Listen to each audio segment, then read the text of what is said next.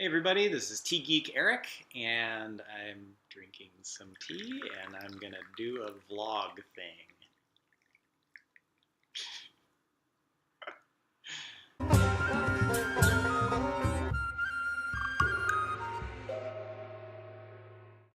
Hey everyone, it's been a while since I've made a video, and I don't have anything to unbox, but I thought I'd do sort of a vlog type thing while I'm drinking tea.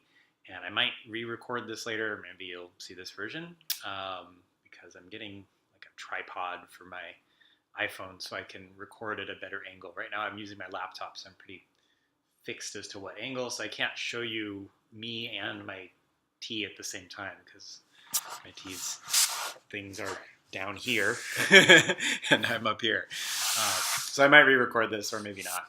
Drink some tea here. I thought I should have like a topic for this.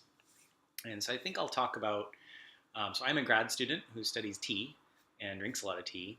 And I think what I'll talk about is sort of what it means to be a grad student. You know, if you're a grad student, you've gotten this question before from maybe from an older relative or something, where they're sort of like, so is it a job? And you're like, yeah, kind of, I get paid, so sort of. And they're like, but you're a student? And you're like, yeah, also that. Uh, so I want to talk a little bit about that just because I think it's interesting and kind of unique. Um, and then also talk about sort of some of the difficulties of grad school being a lot of different things at once, and how tea helps me kind of deal with that and stay focused. Yeah, so it is a job, and it is also I'm learning and doing a lot of things and being a teacher. Grad students do typically have to fill a number of different roles, and one of them is as a student. So I take classes, and so you have to deal with homework and studying for exams and coming to class prepared and all that. So I also work as a researcher, which means that I have to be doing experiments and in the lab and planning experiments for the future to do out in the field, um, and also that I have to be looking a little bit for money to fund my research. Now I'm in a nice position where my research has a lot of funding already, but many grad students spend a lot of their time writing grants also. I also work as a teacher.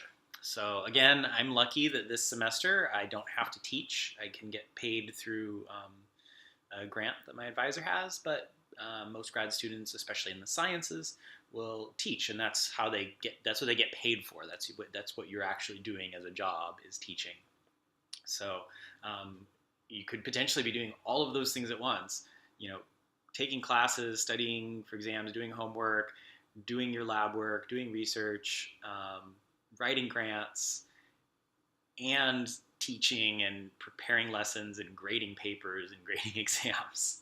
And so it gets kind of crazy. And going to meetings and seminars and et cetera, et cetera, et cetera. So the hardest thing about grad school, and I challenge you to find any grad student that disagrees with this, is that you're doing so many things at once. And it's really hard to multitask when you're doing that many things. Like I said, I'm lucky. I'm not teaching this semester, and I don't have to write grants this semester, but I still feel overwhelmed because I'm taking classes and I'm doing several different research projects and trying to plan research projects for the future. And it's a lot of stuff. And sometimes this is where I'll tell you how tea helps. So I drink a lot of tea at my office. I do think that just the tea itself is helpful.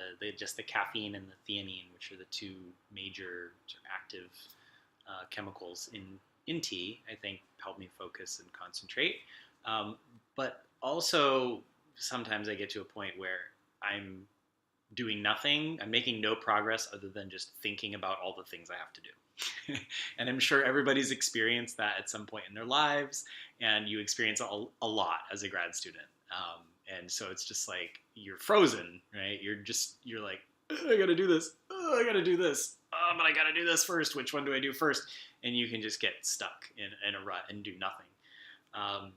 And so one of the really nice things about grad school is that your schedule is typically very flexible. and depends a little bit on your advisor. But in my case, um, as long as I get stuff done, it doesn't really matter when I do it. So when I get into a situation like that, if as long as I don't have a class or something scheduled, I can just go home if I want. I'm also lucky enough that I live like a 10-minute walk from campus, which is pretty typical of grad students. It's usually really easy to find nice, cheap, affordable housing near your work, which is very cool. So on days where I get into that spot really bad, where I'm just like, oh, what do I do? What do I do? I got so many things to do and I'm not doing anything. I go, okay, you're not doing anything, so let's go home and take a break. So walking home right there is a break from work to home. Just the time that it takes to walk. So I don't have a bike right now, and I almost don't want to get one because I feel like I'd get home too quickly and it would be too easy to bring work home with me. So by actually spending the time to walk, it gives me some time to kind of get some of that confusion and frustration out of my head, and start being more normal.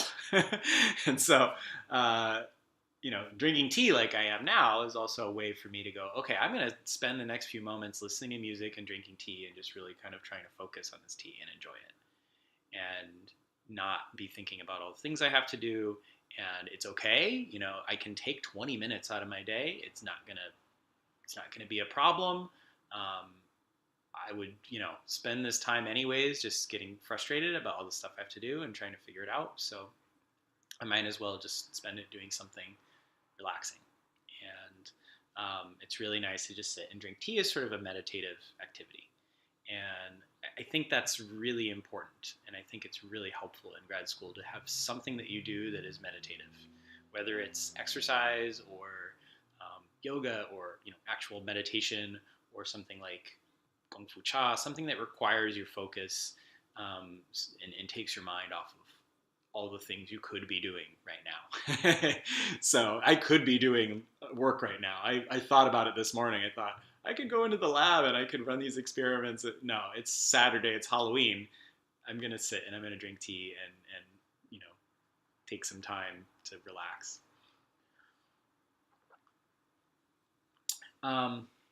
So that's really helpful for me. I also do yoga like once a week. I'm not like serious or good or anything, but what I like about yoga is that it includes that sort of mandatory meditation period at the end. If you've never done yoga, it's great. It's like you're stretching, exercising, and then there's like a mandatory like nap time at the end, basically, which is amazing. Where you're supposed to just lay there, and after you've done exercise, it's surprisingly easy to not think about anything. I think that's sort of the point of yoga, right? Is you're focusing on your body, and so then you forget about all the other stuff that's going on, and you lay back in this like death pose, where you're just laying on your back with your palms up, and you just think about nothing, or you try your best to think about nothing, and then eventually they wake you up and they tell you you got to move your fingers a little bit and come back to life. And I always sort of dread that. I'm like, oh, I wish I could stay here for like 15 more minutes. It's really nice to just like take a nap after exercising. But seriously, it is a really helpful way to sort of forget all the things that you could be doing. So, I know that feeling of having a lot of things to do isn't specific to grad school, but it is something that I think grad students sort of have to deal with maybe more than most people, especially because we take work home a lot. It's necessary. You're doing timed experiments that you got to go in at 9 o'clock to do, or something like that, or you have grading that you need to do over the weekend, and so it's really easy to let it kind of overtake your life if you don't have something else where you have a set aside time where you're not doing work. So anyway, I think that's it for this video. I don't think I ever told you what tea I'm drinking. Let me brew some more. It is a yellow twig fragrance phoenix oolong. I'm going to try to pronounce it in Chinese. That's my kettle. Huangzhi Xiang, something like that. The ZHI is Zhi. It's really hard to say. And this is from Happy Lucky's Tea House, which they just sent me in a little sample bag, kind of a generic sample bag. But that's the tea shop I used to work at, happyluckies.com. And they got a bunch of new things, it looks like. I don't know if they're on the website yet, but Joe, who works there, sent me a bunch of samples, which is really awesome. And this is one of my favorite oolongs, Phoenix oolongs, and so I'm really happy about that. So I'm brewing it up in my shibori dashi, which I use for almost everything, and just kind of, enjoying the Saturday, the calm before the storm that is Halloween.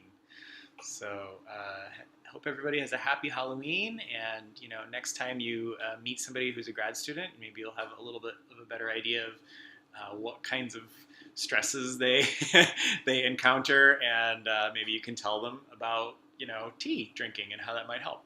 So anyway, that's it for this video. Thanks for watching, and I will see you later.